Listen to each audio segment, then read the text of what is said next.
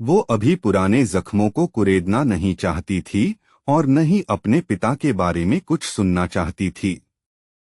जो टीम उत्तर आई थी वो चाहती थी कि ड्यूक के आने से पहले ही अपना काम खत्म कर ले, लेकिन हांस को लगा कि इतनी जल्दबाजी ठीक नहीं है और वो इस पर ऐतराज करने लगा। हांस का मानना था कि लोरेना ने शायद अपने पिता को समझने में गलती की है। उसे लगा कि उनके बीच की दूरियां बस गलतफहमी की वजह से हैं, न कि किसी नफरत की वजह से। महल के दूसरे हिस्से में एक बड़े झूमर के नीचे खड़े किसी आदमी की आवाज गूंजी। वो काफी चिढ़ा हुआ लग रहा था और इन सब बातों को एक बेकार का मजाक मानकर टाल रहा था। क्रुएल, ड्वाइट और चेरिल खाने की मेज पर बैठे लोरेना का इंतजार कर रहे थे। ड्वाइट इतना बेताब था कि वो मेज पर अपनी उंगलियां पटक रहा था। सामने रखे लजीज खाने को देखकर उन्हें खुद को रोकना मुश्किल हो रहा था, पर वहां की नौकरानियों ने साफ कह दिया था कि तमीज इसी में है कि मालकिन के आने तक इंतजार किया जाए।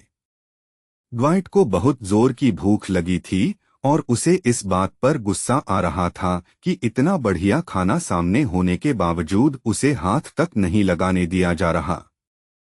चिढ़कर उसने खुद को और चेरिल को उन बंधे हुए कुत्तों जैसा बताया जो जूठन का इंतजार करते हैं। उसे समझ नहीं आ रहा था कि लोरेना को आने में इतनी देर क्यों लग रही है। चेरिल ने उसे फुसफुसाते हुए चुप रहने को कहा ताकि उनकी और बेइज्जती न हो, पर ड्वाइट अड़ा रहा कि उसने किसी का अपमान नहीं किया है। जब एक नौकरानी ने इशारे में उसकी तुलना एक बेकाबू कुत्ते से कर दी तो ड्वाइट भड़क गया। उसने बड़े गर्व से चिल्लाकर कहा कि वो अर्ल ड्वाइट का बेटा है, पर वो नौकरानी जरा भी नहीं डरी।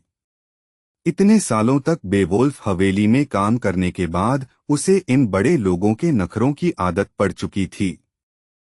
ड्वाइट नौकरानी की बेबाकी देखकर हैरान रह गया। चेरिल ने उसे शांत रहने को कहा और याद दिलाया कि यान भी अभी तक नहीं आया है। ये सुनकर ड्वाइट और भी उलझन में पड़ गया। चेरिल ने बताया कि उनका लीडर किसी अपने काम में लगा है। वो किसी ऐसी चीज की तलाश में है जो शायद इसी महल के अंदर मिल सकती है। कुछ ही देर में यान बेवोल्फ महल के शस्त्रागार, हथियारों के गोदाम में पहुंच गया। वो यहाँ बहुत पहले से आना चाहता था। वहाँ पुराने जमाने के भाले, तेज तलवारें और बहुत ही दुर्लभ हथियार सलीके से रखे हुए थे। यान को याद आया कि अपनी पिछली जिंदगी में सम्राट लियोन कावलन ने एक खास तलवार को पाने के लिए पूरा महाद्वीप छान मारा था। सम्राट के लिए वो तलवार बहुत जरूरी थी। वो तलवार एक ड्रैगन मारने वाले योद्धा की थी। उसने एक ड्रैगन को हराने के बाद उसके शरीर के हिस्सों से 2 अनोखी तलवारें बनवाई थीं। बहामुत ने जब उस योद्धा को मार दिया तो उन 2 में से एक तलवार तो मिल गई, पर दूसरी तलवार कहीं खो गई थी और सम्राट लियोन कावलन उसी को पाने के लिए पागल था। उस तलवार को पाने और अपना सपना पूरा करने के लिए सम्राट ने एक बार ढेर सारा सोना देकर एक खास टीम लगाई थी जिसका काम बस उस खोई हुई तलवार को ढूंढना था। उसने पूरे महाद्वीप में पागलों की तरह उसे ढूंढा, हर जगह अपने जासूस भेजे और पुराने रिकॉर्ड्स खंगाले, पर इतनी मेहनत के बाद भी वो कीमती हथियार उसके हाथ नहीं लगा। जब उसने लगभग उम्मीद छोड़ ही दी थी तब जाकर वो खोई हुई तलवार मिली और आज यान उत्तर के उसी शस्त्रागार में खड़ा था, उसी तलवार को देख रहा था जिसे खानदान का संस्थापक तक नहीं ढूंढ पाया था। वो पीढ़ियों से वहीं छुपी हुई थी। यान ने सपने में भी नहीं सोचा था कि ड्रैगन वाली तलवार एलॉन उत्तर के किसी शस्त्रागार के कोने में इतनी लावारिस पड़ी होगी जैसे कोई मामूली पुरानी चीज हो। अपनी पिछली जिंदगी की यादों में यान को एलॉन अच्छी तरह याद थी। वो सम्राट लियोन कावलन की तलवार की बड़ी बहन जैसी थी। वही हथियार जिसने एक बार जानलेवा लड़ाई में यान के शरीर को चीर दिया था। वो फौलाद का एक गजब का नमूना थी। उसकी मूठ पर बहुत बारीक नक्काशी थी और उसकी सुर्ख लाल ब्लेड ऐसे चमक रही थी जैसे उस ड्रैगन का खून आज भी उस पर लगा हो जिससे उसे बनाया गया था। जब उसने अपने सामने उस बरसों पुराने खजाने को देखा तो यान के चेहरे पर एक हल्की सी मुस्कान आ गई। उसे अब रत्ती भर भी शक नहीं था कि ये वही महान तलवार एलोन है।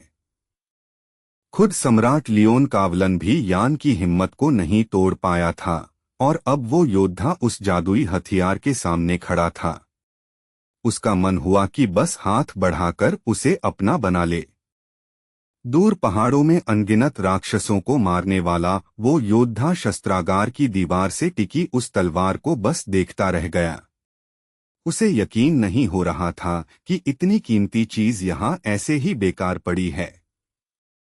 यान की नजरें उस अनोखी तलवार से हट ही नहीं रही थीं।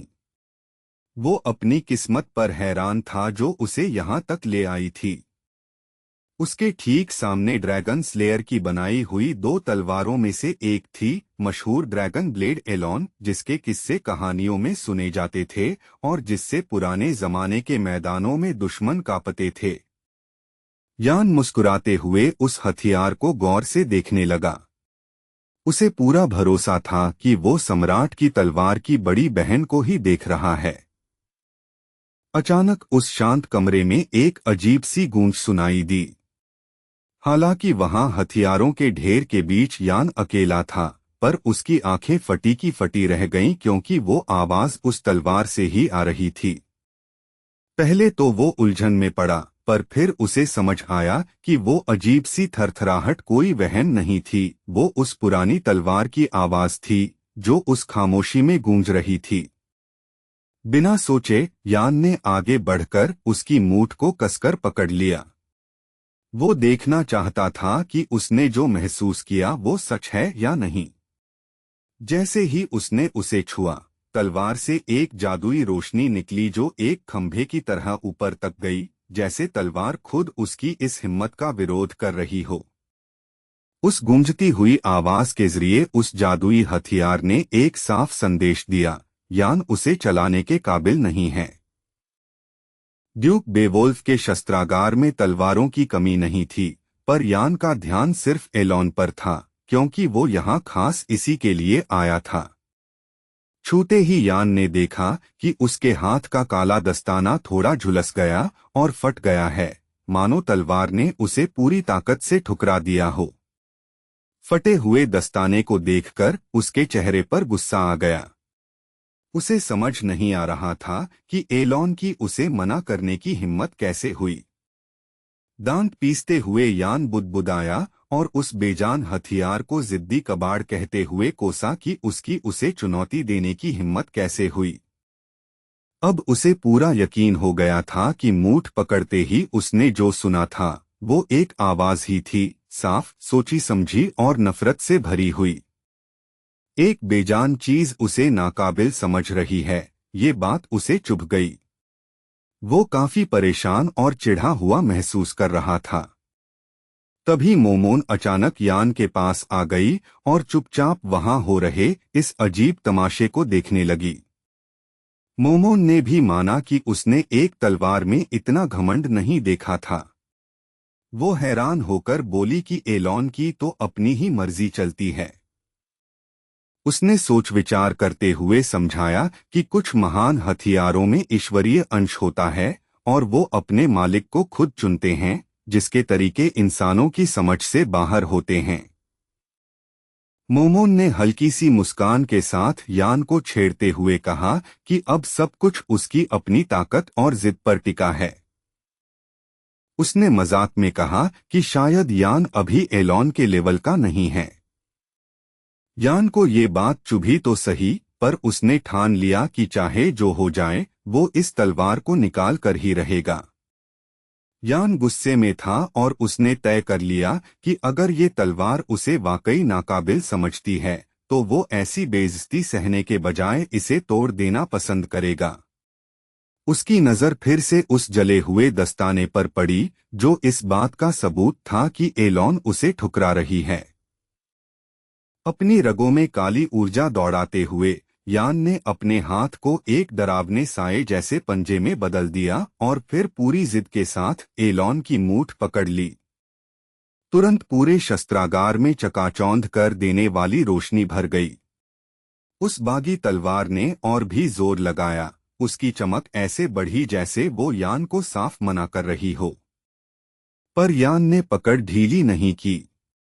उसका गुस्सा और स्वाभिमान उसे टिकाए हुए थे और वो तलवार के उस जोरदार विरोध के सामने डटा रहा। उस तेज रोशनी के बीच उसने अपनी पकड़ और मजबूत की और खुद को उसका असली मालिक घोषित किया। उस चुभती हुई रोशनी में भी उसकी आवाज डगमगाई नहीं। अब वो जिद्दी योद्धा बस यही चाहता था कि एलॉन विरोध बंद करे और उसे अपने नए मालिक के तौर पर स्वीकार कर ले। जहां शस्त्रागार में ये जंग चल रही थी, वहीं बाहर रात धीरे धीरे ड्यूक बेवोल्फ के उस विशाल महल को अपने अंधेरे में समेट रही थी। ठंडी हवा में बेवोल्फ खानदान का झंडा गर्व से लहरा रहा था और एक बड़े हॉल के अंदर वर्दी पहने सिपाही एकदम कायदे से कतारों में खड़े थे। अपनी तलवार को थामे हुए लोरेना बेवोल्फ सोच रही थी कि क्या ये वही तलवार है जो उसने कभी जंग में चलाई थी। वहीं दूसरी तरफ बेचैन दिख रहे हांस मेरिंगर उससे विनती कर रहे थे कि वो अपने फैसले पर फिर से विचार करे। लोरेना ने अपने नाइट्स को साफ शब्दों में कहा कि उन्हें उन बर्बेरियंस का वैसे ही सामना करना है जैसे वो हमेशा करते आए हैं। उसने उन्हें याद दिलाया कि अपनी जमीन की रक्षा करना उनका सबसे बड़ा धर्म है। पर इस बार गलती की कोई गुंजाइश नहीं थी, क्योंकि आज लोरेना खुद अपने नाइट्स के साथ मैदान में उतरने वाली थी, जिससे हांस मेरिंगर काफी परेशान था। वो वफादार बटलर बार बार उससे ड्यूक बेवोल्फ के वापस आने तक इंतजार करने की भीख मांगता रहा, पर लोरेना अपनी जिद पर अड़ी रही। अपनी आंखों में सख्ती लाते हुए उसने कहा कि अगर उसे लगता है कि वो अपना मामूली सा फर्ज भी नहीं निभा सकती, तो उसे उसके सामने खड़े रहने की जरूरत नहीं है। जब उसने याद दिलाया कि मकसद बस 10 बर्बेरियंस को पकड़ना है, जो उसके लिए किसी पुराने लिट से लड़ने से भी आसान था, तो हांस ने उसे चेतावनी दी कि वो खतरे को कम न आके। उन बर्बेरियंस के लिए उनके झंडे उनके पूर्वजों की आत्माओं जैसे थे, जिनकी रक्षा के लिए वो बिना सोचे अपनी जान दे सकते थे। हांस मेरिंगर मायूस था क्योंकि उसकी छोटी मालकिन उसकी चेतावनियों को गंभीरता से सुनने को तैयार नहीं थी। लोरेना के साथियों की ओर मुड़ते हुए हांस ने कहा कि वे हर हाल में उसकी रक्षा करें। चेरिल फौरन मान गई, पर क्रूएल ड्वाइट को ये बात थोड़ी चुभी। चेरिल ने हांस द्वारा दिए गए गर्म कपड़ों के लिए उसका शुक्रिया अदा किया, जिनके बिना वे शायद जम जाते।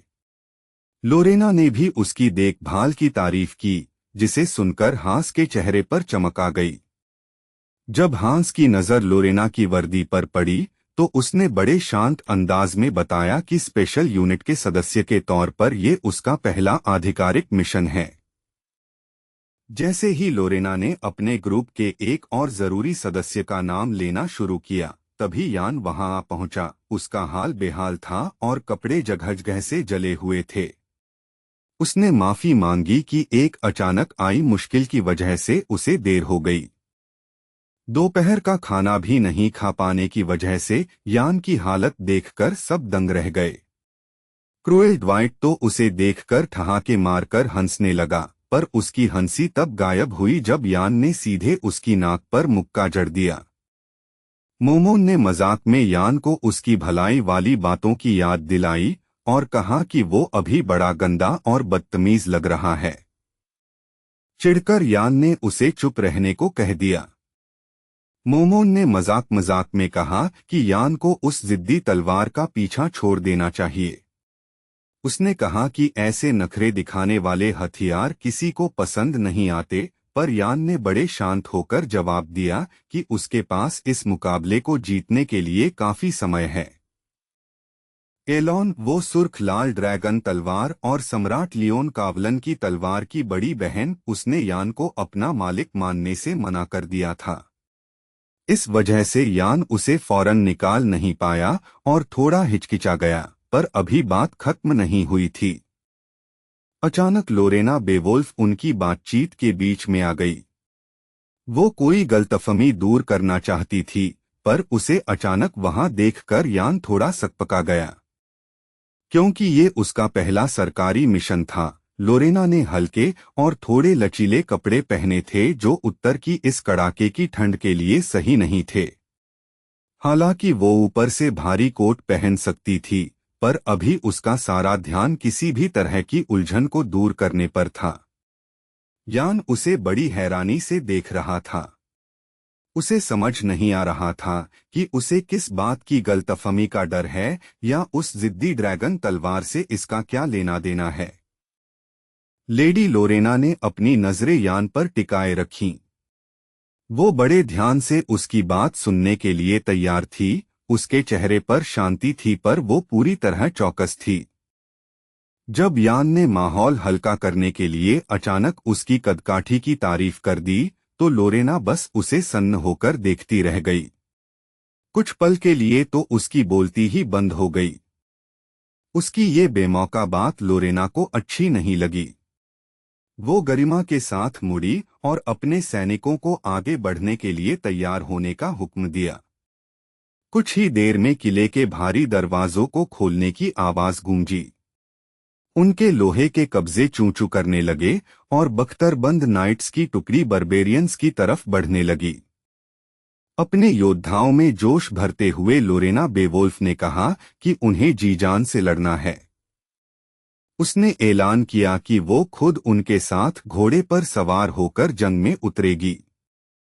लोरेना के पास खड़े होकर क्रूएल ड्वाइट ये सब देख रहा था। उसे ये सब देखकर हंसी आ रही थी। उसके हिसाब से बस मुट्ठी भर बर्बेरियंस के लिए इतना शोरशराबा करना बेकार था। यान ने तिरछी नजर से ड्वाइट को देखा। उसने सोचा कि राजधानी के इन रईसों का यही हाल है, जिन्होंने कभी उत्तर के असली खतरे का सामना नहीं किया है। पीढ़ियों से बेवोल्फ खानदान ने इन कबीलों से साम्राज्य की रक्षा की थी, पर अब हालात बदल रहे थे। कुछ काबिल और ताकतवर सरदारों की अगुवाई में बिखरे हुए बर्बेरियन कबीले अब एक मजबूत साम्राज्य बन चुके थे, जो अब साम्राज्य की शांति के लिए खतरा था। जल्द ही बर्बेरियंस का राजा खुद मैदान में उतरने वाला था, ताकि उसे चुनौती देने वाले समझ सकें कि बगावत की क्या कीमत चुकानी पड़ती है। उसे दुनिया का सबसे ताकतवर आदमी माना जाता था, और उसका नाम, जिसे लोग डर और इज्जत के साथ लेते थे, विलाई था। लड़ाकू कबीलों के मेल से बना ये उत्तरी साम्राज्य अब इतना ताकतवर हो गया था कि वो काबलान साम्राज्य को भी टक्कर दे सकता था। विलाई उन 5 महान योद्धाओं में से एक था जो साम्राज्य की सत्ता के लिए बड़ा खतरा थे। उसकी शारीरिक ताकत का कोई मुकाबला नहीं था। ऐसी कोई युद्ध कला नहीं थी जिसे वो न जानता हो। उसका विशाल शरीर उसे ऐसे काम करने की ताकत देता था जो आम इंसानों के बस की बात नहीं थी। पर सिर्फ ताकत ही नहीं, उसमें एक और ऐसी बात थी जो उसे दूसरों से अलग और खौफनाक बनाती थी। विलाई बस एक नजर देखकर ही अपने दुश्मन की खूबियों और कमियों को पहचान लेता था। वो शाही नाइट्स के लिए किसी बुरे सपने जैसा था। अपनी पिछली जिंदगी की यादों के सहारे यान को अच्छी तरह पता था कि विलाई को मारने की हर कोशिश नाकाम रही थी।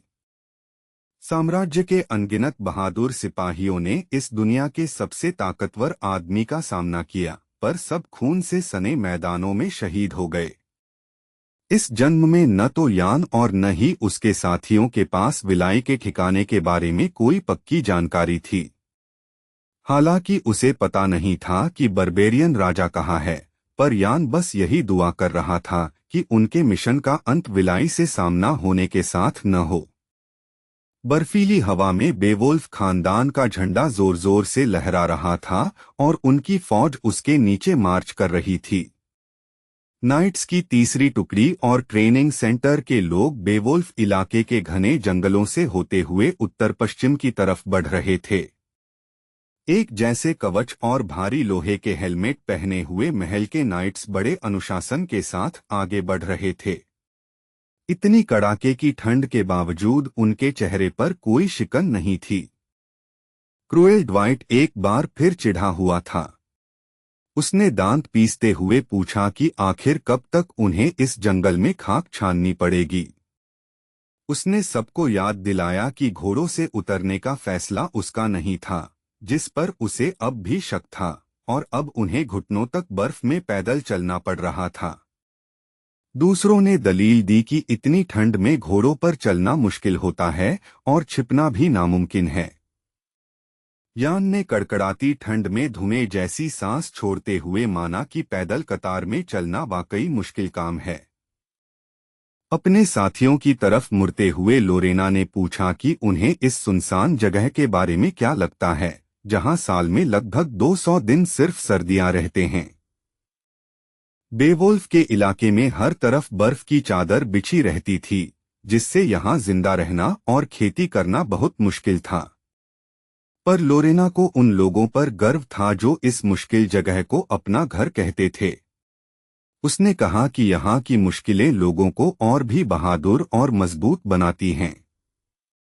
उसे उम्मीद थी कि उसके साथी भी इस जगह की सादगी भरी खूबसूरती को समझ पाएंगे।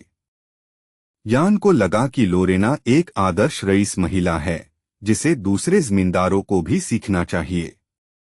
चेरिल ने भी फौरन उसकी बात पर सहमति जताई। उसके महल के नाइट्स के लिए लोरेना उनकी प्रेरणा और सब कुछ थी। वो उसकी बहुत इज्जत करते थे और चेरिल ने भी उनकी इस वफादारी की तारीफ की। इस वजह से वो बर्फीला नज़ारा और भी शानदार लग रहा था, क्योंकि लेडी लोरेना और उनके वफादार नाइट्स अपने वतन के लिए सब कुछ कुर्बान करने को तैयार थे। अचानक नाइट्स के लीडर ने सबको तैयार होने को कहा और आगे दूर जलती हुई आग की तरफ इशारा किया। वो लाल रंग की आग एक खतरे का संकेत थी, जिसे लोरेना ने फौरन पहचान लिया। ऐसे संकेत जासूसों द्वारा बर्बेरियन फौज को देखते ही दिए जाते थे। इसका मतलब था कि जल्द ही उनका सामना दुश्मन से होने वाला है। लड़ाई की बात सुनकर क्रूएल ड्वाइट का चेहरा खिल उठा। हालांकि यान को लगा कि उसका ये आत्मविश्वास कुछ ज्यादा ही है। टुकड़ी के कमांडर साब्बो ने चेतावनी दी कि आगे जो कुछ होने वाला है वो उनकी सोच से कहीं ज्यादा भयानक हो सकता है। ड्वाइट को साब्बो की चेतावनी मजाक लगी।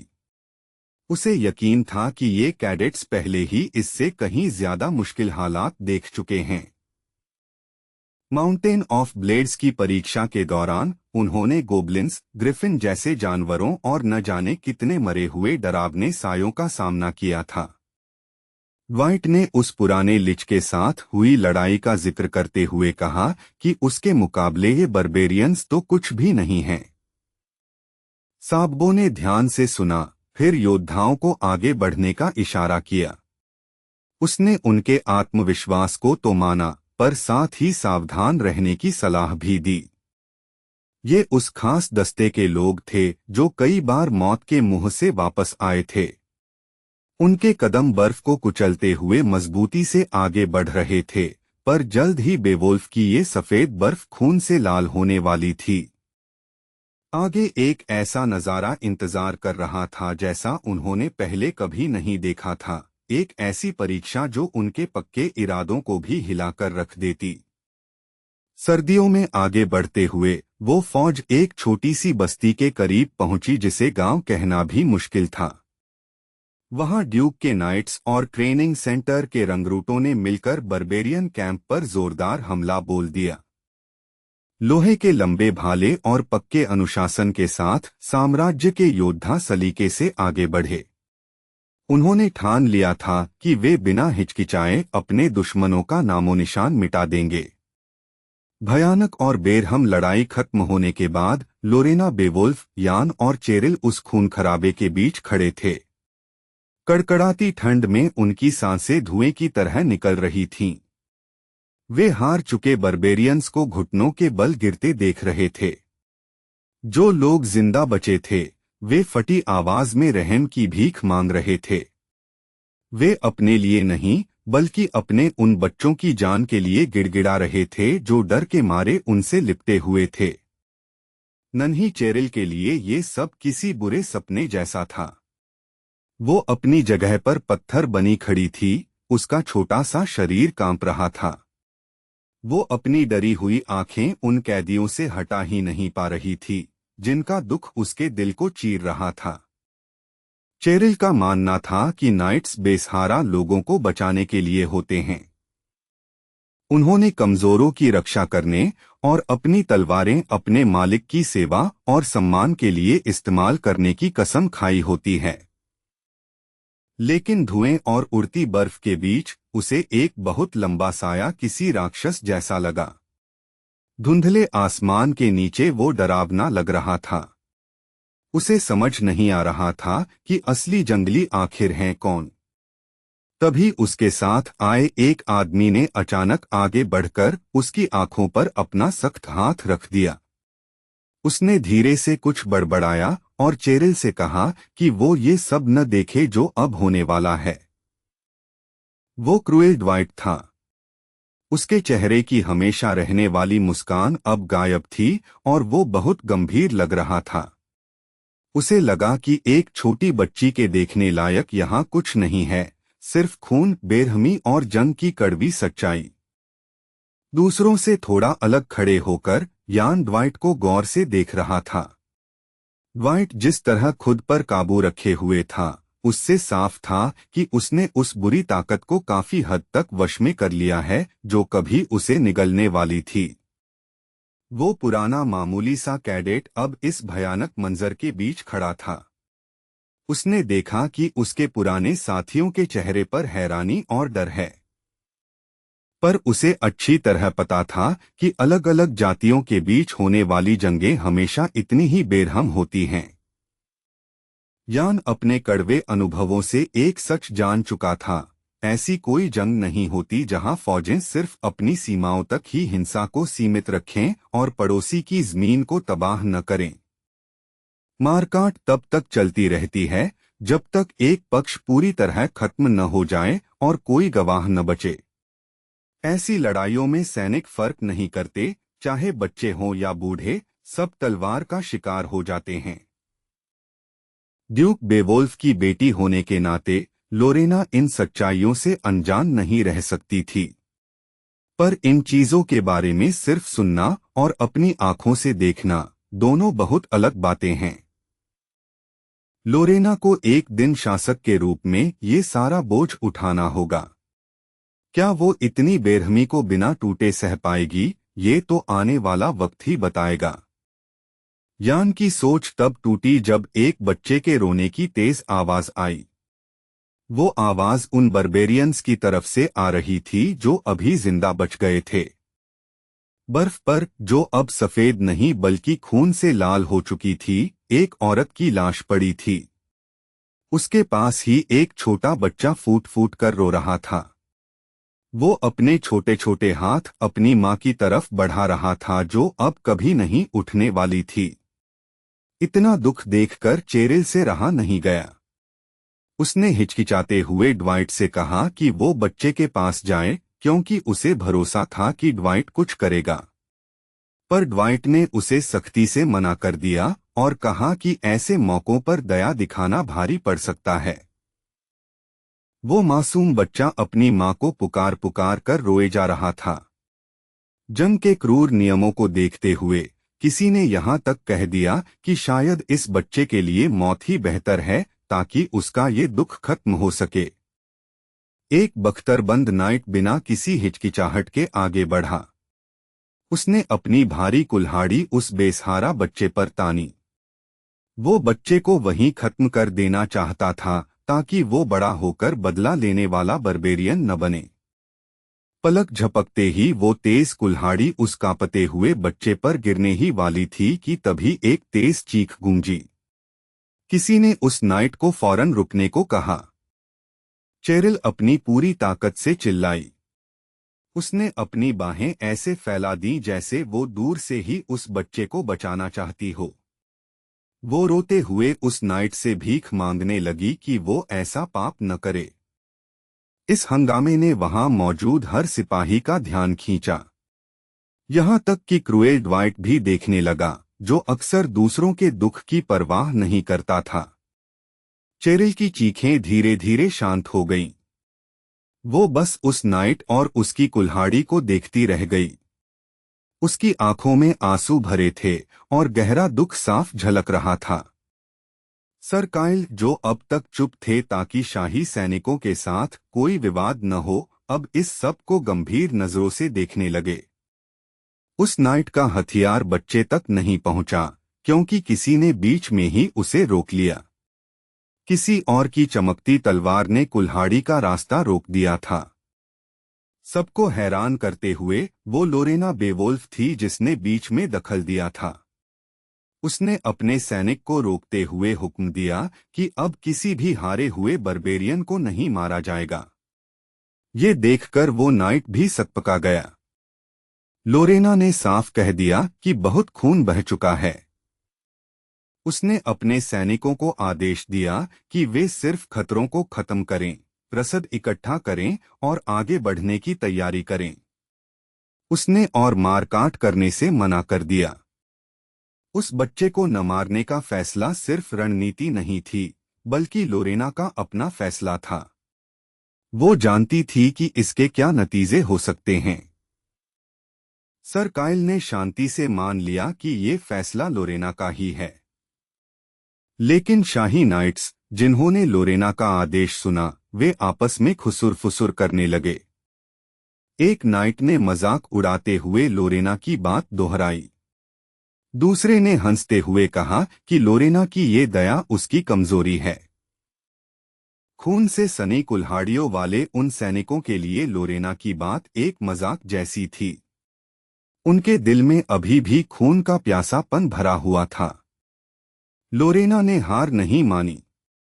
उसने बचपन से ही तलवारबाजी सीखी थी और अपने शरीर और मन को बहुत अनुशासित रखा था। एक पुराने रईस खानदान से होने के नाते वो जानती थी कि बर्बेरियंस के खिलाफ जंग का क्या मतलब होता है। वो इस जिम्मेदारी के लिए पहले से तैयार थी।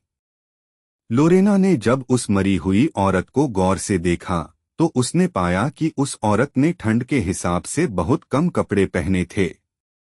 वे कपड़े इस कड़कड़ाती ठंड के लिए काफी नहीं थे। लेकिन उस रोते हुए बच्चे को बहुत ही मोटे और गर्म खाल के कपड़ों में लपेटा गया था। साफ था कि उस मां ने खुद से ज्यादा अपने बच्चे को ठंड से बचाने की कोशिश की थी। ये देखकर लोरेना के मन में कुछ बदल गया। उसने अपनी तलवार बीच में अड़ा दी और शाही नाइट की कुल्हाड़ी को उस मासूम का खून बहाने से रोक दिया। वो नाइट हैरान रह गया। उसे समझ नहीं आ रहा था कि लोरेना ऐसा क्यों कर रही है। पर उसने साफ कह दिया कि बच्चा जिंदा रहेगा और इसकी पूरी जिम्मेदारी उसकी है। सन्नाटे में उस बच्चे के रोने की आवाज गूंज रही थी। बेवोल्फ के सिपाही एक दूसरे को हैरानी से देख रहे थे। उन्हें अपनी मालकिन की ये दया समझ नहीं आ रही थी। वे जानते थे कि एक भी बर्बेरियन अगर जिंदा बच गया तो वो भविष्य में राज्य के लिए खतरा बन सकता है। लोरेना भले ही ड्यूक की बेटी थी, पर तकनीकी तौर पर उसे किसी को माफ करने का अधिकार नहीं था। चेरिल और ड्वाइट के पास खड़ी लोरेना के लिए वो पल बहुत भारी था। चाहे वो बर्बेरियन हो या कोई और, वो था तो बस एक बच्चा ही जिसने कोई गुनाह नहीं किया था। अपने ही सैनिकों की नाफरमानी से लोरेना को बहुत गुस्सा आया। उसकी आंखों में गुस्सा चमक रहा था क्योंकि वे उसकी अपनी जमीन पर उसके फैसले पर सवाल उठा रहे थे। उसने मेहमानों को वहां से ले जाने का आदेश दिया। चेरिल की नजर में ऐसे लोग नाइट कहलाने के लायक नहीं थे।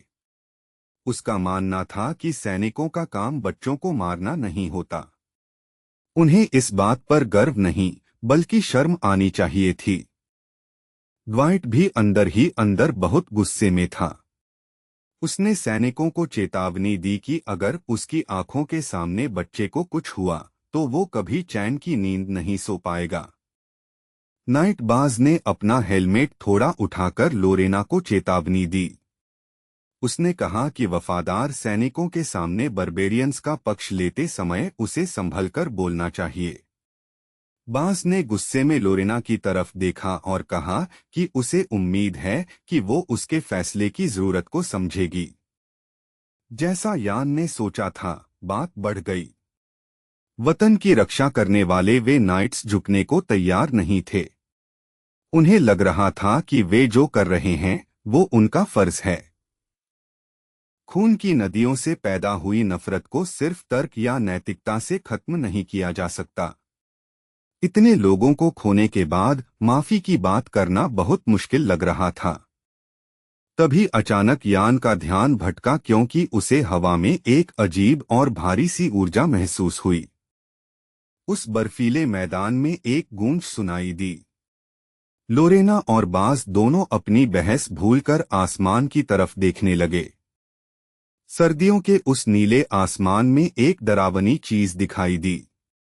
वो बहुत तेज रफ्तार से सीधे शाही सैनिकों की तरफ आ रही थी। सैनिकों ने चिल्लाकर बताया कि खबूर वापस आ गया है, वो बर्बेरियन सरदार जिसे सब मरा हुआ समझ रहे थे। अब एक और भयानक लड़ाई होने वाली थी। शाही सैनिक फौरन अपनी कतारों में लग गए। उन्होंने अपने भाले और कुल्हाड़ियां तान लीं। वे इस जिंदा हुए दुश्मन का सामना करने के लिए तैयार थे। उस खूंखार जंगली सरदार ने अचानक वहां आकर एक भयंकर आग लगा दी, जैसे कोई दहकती हुई लपटों का तूफान आ गया हो। वो मैदान में खड़े हर उस शूरवीर को जड़ से खत्म करने पर तुला हुआ था जिसने उसके खिलाफ खड़े होने की हिम्मत की थी। उन अजनबियों के बेरहम हमले में जो सिपाही सबसे पहले फंसे, उनकी चीखें धुएं से भरे आसमान में गूंज उठीं। उनके दर्द और गुस्से भरी पुकार से साफ था कि दुश्मन की बेहिसाब ताकत ने उनके शरीर और उनके गर्व दोनों को कुचल दिया था। लेडी लोरेना बेओवुल्फ ने उस भयानक ताकत को खुद महसूस किया। जब उस सरदार की छोड़ी हुई ऊर्जा उन तक पहुंची तो उनके रोंगटे खड़े हो गए। उन्हें पहली बार एहसास हुआ कि ये आदमी इस पूरे महाद्वीप का सबसे खतरनाक योद्धा है।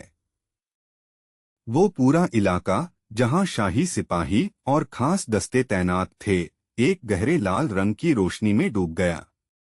ऐसा लग रहा था मानो उस खूंखार हमले के बोझ से जमीन से खून रिसने लगा हो। लेकिन अगले ही पल वो खौफनाक लाल रोशनी गायब हो गई और उसकी जगह एक तेज सफेद चकाचौंध फैल गई, बिल्कुल ताजी गिरी बर्फ जैसी सफेद। ऐसा लगा जैसे युद्ध का सारा शोर और दर्द भरी चीखें कभी थी ही नहीं। एक बहादुर शाही सिपाही से अपने साथियों पर यह हमला बर्दाश्त नहीं हुआ। उसे उस दुश्मन पर तो गुस्सा आ ही रहा था, पर वो उन जासूसों पर भी बुरी तरह भड़का हुआ था जिनकी लापरवाही की वजह से ये मुसीबत आई थी। वो सिपाही गुस्से में दांत पीस ही रहा था कि उसके पीछे एक बड़ा सा साया मंडराने लगा और फिर लोहे जैसा एक भारी हाथ बड़ी आसानी से उसके सिर पर आ गिरा। वो उन 20 जंगली सरदारों में से एक था। उसने उस सिपाही को किसी कपड़े की गुड़िया की तरह सिर से उठा लिया और एक भारी डरावनी आवाज में पूछा कि क्या उसके अपनों को मारा गया है।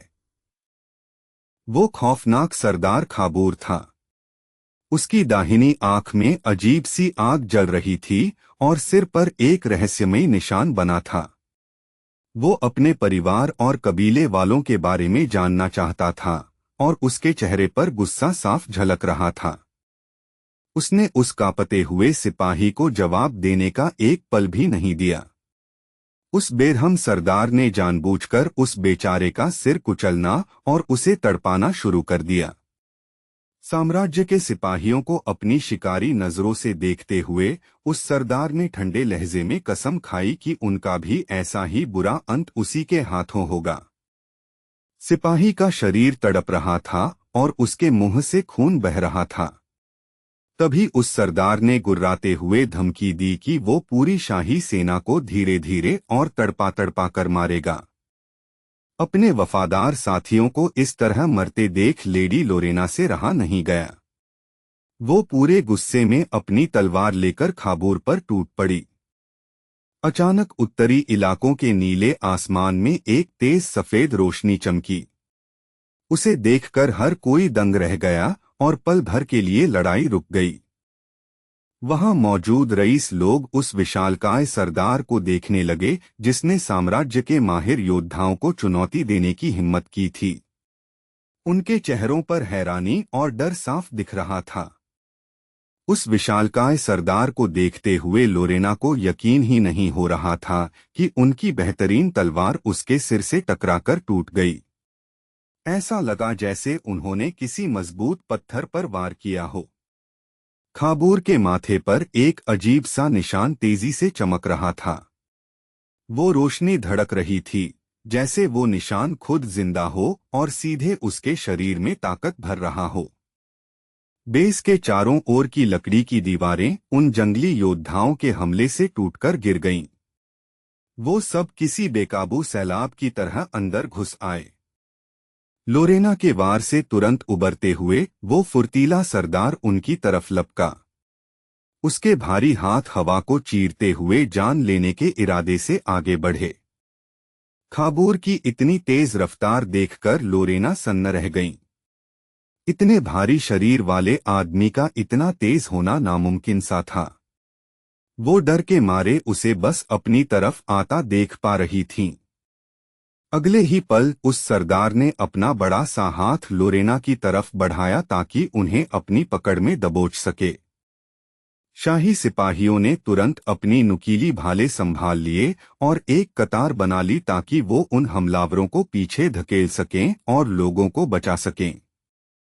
कई सिपाही बिना डरे आगे बढ़े और खाबूर को रोकने के लिए उस पर भाले तान दिए। उन्होंने चिल्लाकर लेडी लोरेना को वहां से फौरन हटने को कहा। लोरेना की नजर क्रूएल ड्वाइट से मिली और वो बिना कहे ही उनकी बात समझ गया। उसने माफी मांगते हुए अपना हथियार उस सरदार के शरीर में घोंप दिया, पर इतनी कोशिश के बाद भी उसे बस मामूली खरोंचें ही आईं। जब ड्वाइट को लगा कि अब कोई रास्ता नहीं बचा है, तो उसने सिर झुकाकर लोरेना से दोबारा माफी मांगी क्योंकि उसने अफरातफरी में उन पर आवाज उठा दी थी। ड्वाइट ने लोरेना की तरफ देखते हुए बहुत ही गंभीर आवाज में कहा कि वो अपनी जान बचाएं, भले ही उन्हें मैदान छोड़कर पीछे हटना पड़े। लोरेना ने ड्वाइट का नाम पुकारने के लिए मुंह खोला ही था, लेकिन उस सरदार की अगली चाल ने उनकी बात अधूरी ही छोड़ दी। अपनी आंखों के सामने लोरेना ने देखा कि धूल और खून के बीच उन बहादुर सिपाहियों की परछाइयां धुंधली होती जा रही हैं, जैसे वो धीरे धीरे दुनिया से मिट रहे हों। उस सरदार ने बस एक झटके में उन सिपाहियों को उठाकर फेंक दिया जो उसे पकड़े हुए थे।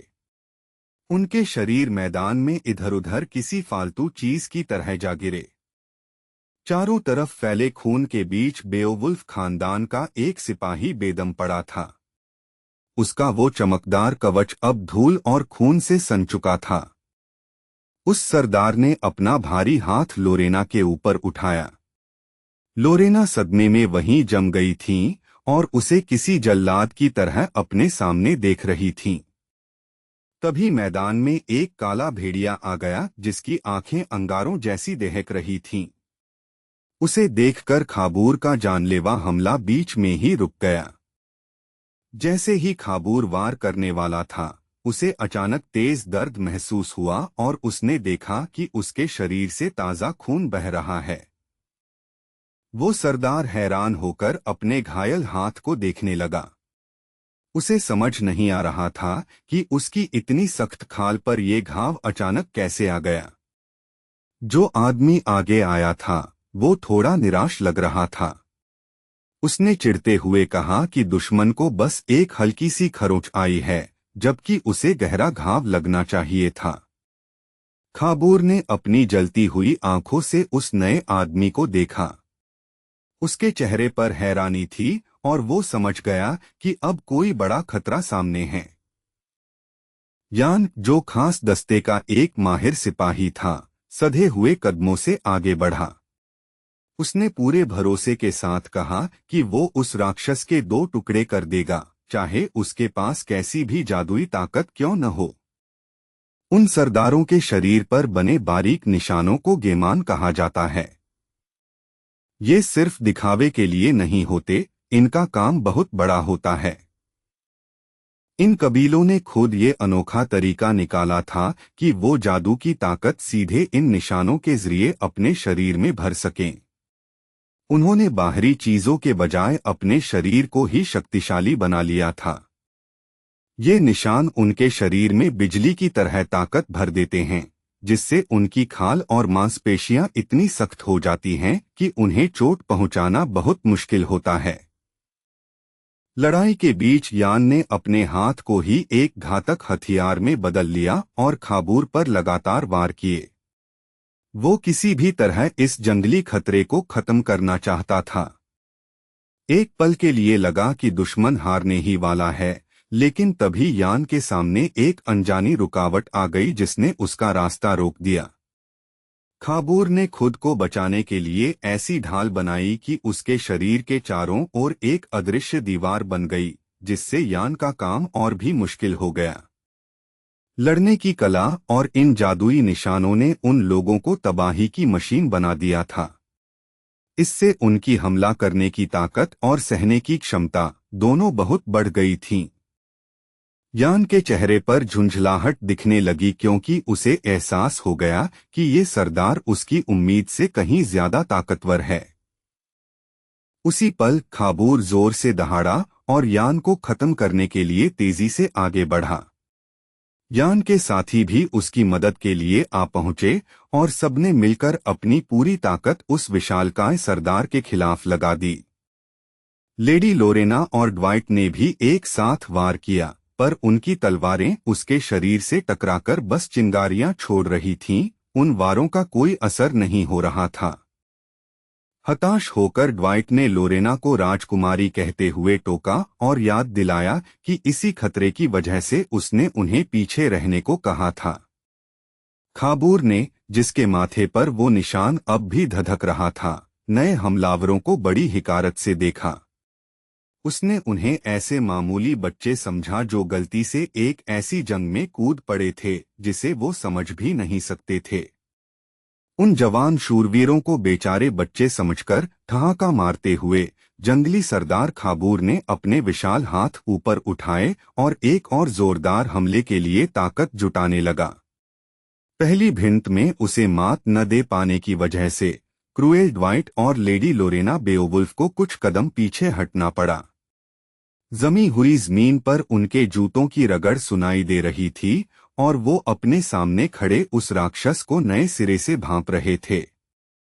क्रूएल ड्वाइट का जबड़ा गुस्से से भींच गया जब उसे एहसास हुआ कि उसकी तलवार उस विलेन की खाल तक को नहीं छू पाई।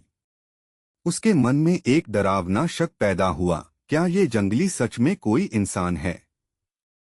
जहां लोरेना अभी भी खाबूर से सीधे भिड़ने के लिए बेताब थीं, वहीं उस जंगली ने उनकी झिझक का फायदा उठाया और अचानक ऐसी चाल चली कि शूरवीर दंग रह गए। चेरिल जल्दी से आगे आई और बताया कि बच्चे को मैदान से सही सलामत निकाल लिया गया है। इतनी अफरातफरी के बावजूद उसकी आवाज स्थिर थी। लेकिन क्रूएल ड्वाइट, जो अभी भी गुस्से में उबल रहा था, उसने खुलेआम लोरेना को जिम्मेदार ठहराया। उसने जोर देकर कहा कि अगर वो सही मौके पर बीच में न आती तो वो अब तक उस दरिंदे को ढेर कर चुका होता। लोरेना को अपने साथी का ये इल्जाम समझ ही नहीं आया। वो हैरानी से उसे देखने लगी। दूसरी ओर चिढ़े हुए क्रूएल ड्वाइट ने कड़े शब्दों में बताया कि कैसे खाबूर के साथ लड़ाई के दौरान जब वो बीच में आ गईं, तो उसका सटीक वार बेकार चला गया। खुद को संभालते हुए लेडी लोरेना बेओवुल्फ ने उसकी बात को सिरे से खारिज कर दिया। उन्होंने पूरे भरोसे के साथ पलटवार करते हुए कहा कि असल में क्रूएल ड्वाइट ही था जिसकी वजह से वो खाबूर को चकमा देने की कोशिश में नाकाम रहीं। चेरिल चुपचाप खड़ी उन दोनों के बीच की तनातनी देख रही थी। क्रूएल ड्वाइट ने लोरेना को पिछली ट्रेनिंग में उनकी हार की याद दिलाई, पर चेरिल को लगा कि उस प्रैक्टिस मैच का इस खूंखार और अनिश्चित असली जंग से कोई लेना देना नहीं है। अचानक यान की कड़क आवाज ने उनकी बहस रोक दी और उन दोनों को चुप होने का हुक्म दिया। उसने चेतावनी दी कि इतने खतरनाक दुश्मन के सामने आपस में लड़ने से उनकी एकता कमजोर होगी और जीतने की उम्मीद भी खत्म हो जाएगी। लोरेना ने शक भरी नजरों से यान की तरफ देखा और पूछा कि क्या उसे सच में लगता है कि वो अकेला खाबूर को हरा सकता है। हालांकि उसने इस बात को घमंड के साथ नहीं कहा, पर उसके शांत चेहरे से लग रहा था कि उसने इस बारे में सोचा जरूर है। लोरेना ने यान को आगे बढ़ने से रोका और कहा कि ये बहादुरी दिखाने का सही वक्त नहीं है। अगर यान के अकेले पड़ने पर उस जंगली सरदार ने पलटवार कर दिया तो अंजाम बहुत बुरा हो सकता है। खाबूर अचानक बहुत तेजी से नजदीक आ गया और कोई चिल्लाया कि सब अलग हो जाओ। इससे पहले कि वो पूरी तरह बच पाते, उस जंगली ने जादू की ताकत से भरा एक ऐसा वार किया जो धमाके की तरह फटा। कवच पहने सिपाहियों के शरीर मैदान में ऐसे उड़ने लगे जैसे तूफान में सूखे पत्ते। साम्राज्य पर अपने कबीले के लोगों के कत्लेआम का इल्जाम लगाते हुए खाबूर दहाड़ा। उसने बड़ी बेरहमी से कसम खाई कि वो वहां मौजूद हर एक इंसान को मिटा देगा। उसकी बदले की ये गूंज खून से सनी उस जमीन पर चारों तरफ फैल गई। उस जंगली की धमकियों और मचाई गई तबाही से भड़के हुए क्रूएल ड्वाइट ने एक बार फिर हमला करने का फैसला किया।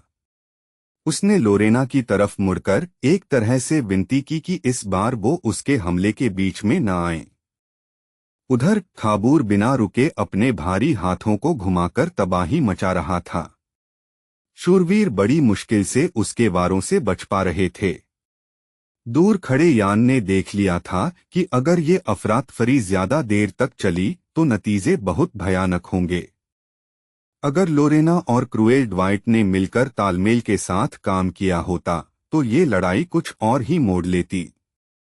लेकिन दोनों अपनी अपनी ताकत साबित करने में लगे थे और उनकी इसी जिद ने मैदान में और ज्यादा गड़बड़ पैदा कर दी थी। चेरिल ने हिम्मत दिखाते हुए कहा कि वो भी खाबूर पर हमला करेगी। पहले तो यान ने उसे टोकना चाहा कि इससे उलझन और बढ़ जाएगी, पर फिर वो रुक गया। उसे लगा कि शायद उसकी इस हिम्मत से कुछ काम बन जाए। लड़ाई के शोर के बीच वो खास शूरवीर कुछ पल के लिए सोच में पड़ गया और तभी उसके तेज दिमाग में एक अजीब पर असरदार तरकीब आई। चेरिल लेडी लोरेना की मदद के लिए आगे बढ़ी और उनसे कहा कि वो अपने हिसाब से कदम उठाएं। उस छोटी कैडेट के आने से लड़ाई की रफ्तार और तरीका बदलने लगा, जिससे धीरे धीरे मैदान का नजारा बदलने लगा। यान ने देखा कि ये नई खिलाड़ी मैदान में उतरी है। उसका अनोखा तालमेल देखकर एक पल के लिए तो वो पुराने योद्धा भी चकरा गए जिन्हें एक ही ढर्रे पर लड़ने की आदत थी। खाबूर जैसे तजुर्बेकार सरदार को कैडेट चेरिल के हमले पहले तो कुछ खास नहीं लगे।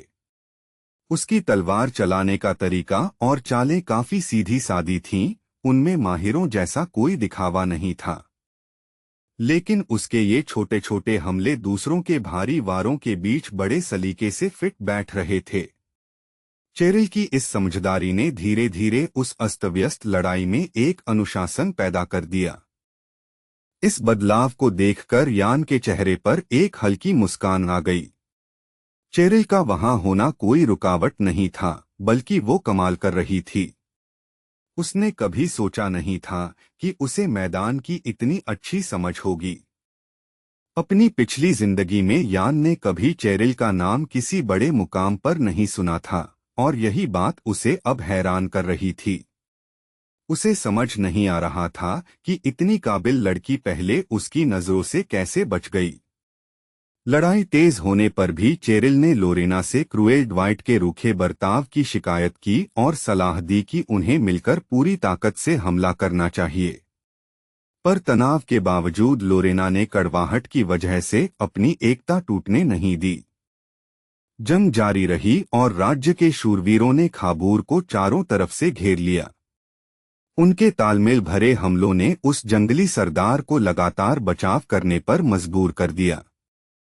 उत्तर की कड़कड़ाती ठंड भी मानो उस जंगली के खिलाफ हो गई थी।